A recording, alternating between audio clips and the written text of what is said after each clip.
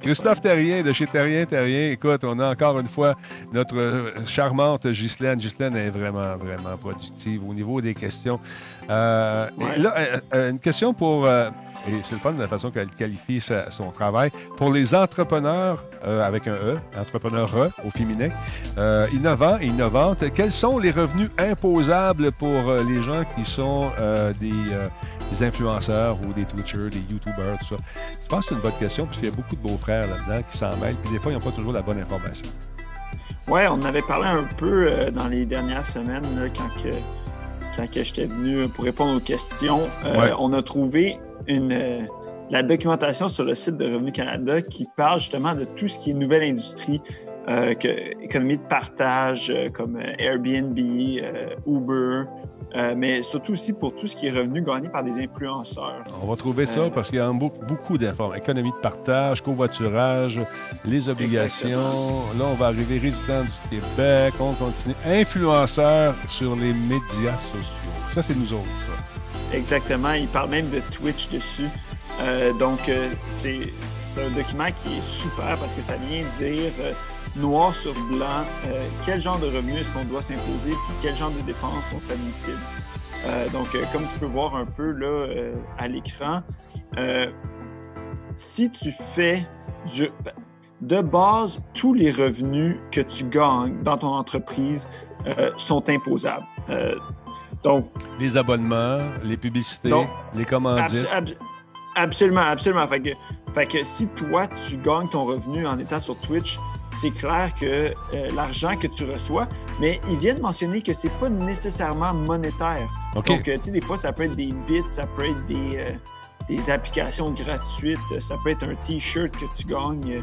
Techniquement, tout ça, ça doit être comptabilisé dans tes revenus. Okay. Donc, que ce soit de la publicité, des abonnements, que ce soit des dons. Puis, si tu remontes un petit peu, Denis, tu vois qu'il y a des dons, il est spécifiquement mentionné. Fait que pour tout ce qui est des gens de Twitch, un don, c'est pas vraiment un don, c'est vraiment plus comme un type. Là, comme un pourboire, c'est ça. Les pourboires, tu dois les déclarer, tes pourboires, la même chose. Donc, on est des employés à pourboire, si on veut. Exactement. Fait que ce soit une commandite que tu fais sur ton channel, que tu endosses un produit, que tu fais des recommandations, tout ça, c'est toutes des choses que tu vas aller t'imposer dessus. Que ce soit que tu reçoives une certaine forme de retour, là, un crédit chez un fournisseur ou quelque chose, c'est toutes des choses qui sont imposables parce que c'est un revenu que tu gagnes. Donc, à travers dès qu'il y a une pièce au bout de ça, il faut déclarer. C'est simple de même. Oui, exactement. Avec une pièce ou quelque chose de marchandise en retour. OK. Exactement. Tant qu'il y a une contrepartie qui est reçue, puis que c'est ton entreprise, tu sais, que tu fais ça, il faut que tu t'imposes là-dessus. C'est sûr que là, il y en a qui vont essayer de piocher là-dedans puis d'aller dire, OK, mais si moi, je fais du stream, j'ai reçu un petit cadeau, j'ai reçu une caméra ou un microphone. Écoute, je pense pas qu'on va pas tenir rigueur d'un 100$ dans toute ta vie, mais c'est quelqu'un qui fait ça à temps plein puis que c'est quelque chose qui est raisonnable de dire que tu gagnes ton revenu comme ça, tu dois t'imposer. Ça ici, cette phrase-là est importante. Juste une seconde, Christophe, regarde. Étant donné que le revenu que vous faites au moyen des médias sociaux est considéré comme un revenu d'entreprise, vous pouvez déduire des dépenses d'entreprise pour réduire vos impôts à payer. Les dépenses que vous déduisez doivent être raisonnables et directement liées à votre revenu à titre d'influenceur. Ça veut dire quoi, ça, concrètement? Exactement. Fait que, dans le fond, qu'est-ce que ça veut dire? C'est que si, par exemple, tu dois payer de la grosse bande passante pour faire ton Twitch, c'est sûr que ça, c'est quelque chose que tu peux aller déduire. Si tu dois te déplacer pour aller chez un client ou tu dois aller te déplacer, peu importe, pour ton stream, si tu dois acheter du matériel, tout ce genre de choses, tous les abonnements que tu dois avoir, tu peux les déduire comme dépenses parce que c'est ça que tu as besoin de ça pour aller générer ton revenu. Mais ça doit être raisonnable dans le sens que tu ne peux pas acheter la collection de Steam puis de dire, écoute, c'est tous des jeux que j'ai besoin.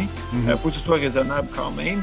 Puis il faut que ce soit directement lié. Tu ne peux pas dire, ben là, j'ai besoin de me nourrir pour aller être streamer sur Twitch. C'est pas directement lié. On s'entend, on a tous besoin de se nourrir. Puis c'est pour ça qu'il y a des règles spécifiques, par exemple, pour des frais de repas ou des frais de entertainment. Si tu amènes un client voir les Canadiens, si tu vas au restaurant avec un client, c'est des dépenses que tu peux aller réclamer, mais à 50 %. OK. Il y a d'autres dépenses qui sont aussi contrôlées un peu mieux. Par exemple, si on parle de voiture, c'est pas parce que tu prends ta Ferrari pour aller acheter un timbre à la pharmacie que tu peux déduire ta Ferrari dans ton entreprise. J'étais pressé, raisonnable. J'étais pressé, monsieur. J'étais allé vite. Il fallait que Exactement. Comme l'étiquette ou des intérêts et pénalités si tu n'as pas payé ton impôt. Ça, c'est des choses qui sont non déductibles.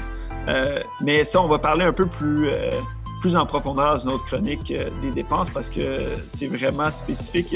Il y a plein de petites choses que les gens ne savent pas, peut-être qu'ils peuvent aller déduire, ou des choses que les gens se demandent ben ça, je peux le déduire, mais qu'en fait, il faut faire attention parce que le fisc pourrait revenir et nous taper ses doigts. Ben, si on a des questions, on peut t'écrire encore une fois. Absolument. Les lignes sont toujours ouvertes. On va répondre aux questions. Fait que soit info@terriencpa.com, info@commercial-cpa.com ou à notre numéro de téléphone. On va vous répondre, il n'y a pas de problème. 514-398-98-10. Christophe Terrien, merci beaucoup. On se revoit la semaine prochaine. Toujours intéressant de, encore une fois, informer les gens et défaire les mythes qui entourent justement le streaming et la diffusion. Comme toi, ton argent, c'est tout en dessous de la table.